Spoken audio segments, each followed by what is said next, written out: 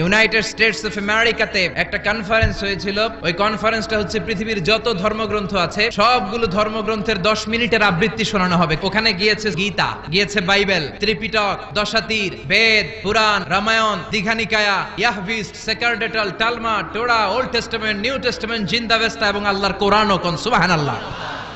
এই কনফারেন্সের উদ্দেশ্য হচ্ছে এইটা চেক করা কোন বইয়ের আবৃত্তিটা বেশি সুন্দর লাগে। সব ধর্মের শায়েকরা, গুরুরা, ধর্মনানকরা আর ফাদাররা আর কারীরা বসেছে। বিচারকের সামনে একটা গ্রিন বাটন, একটা রেড বাটন। প্রথমে ডাকা হয়েছে শ্রীমত ভগবত গীতা। 10 মিনিট পড়েছে, পড়ার পরে বিচারক রেড বাটনে প্রেস করেছে, সময় শেষ, নেমে গিয়েছে। সব ধর্ম গ্রন্থের আবৃত্তি এবং তেলাওয়াতের পরে সর্বশেষে মুসলমানদের ধর্মগ্রন্থ কোরআন আবৃত্তি করার জন্য ডাকা হয়েছে। এসেছে মিশরের কারি আব্দুল বাসিত ইবনে আব্দুস সামাদ। উনি দাড়ি রাখেন না, ক্লিন শেভ, পাতলা একটা চাদর আর জুব্বা পরে চলে এসেছে মাইকের সামনে। এসে আউযু বিল্লাহি মিনাশ শাইতানির রাজীম বলে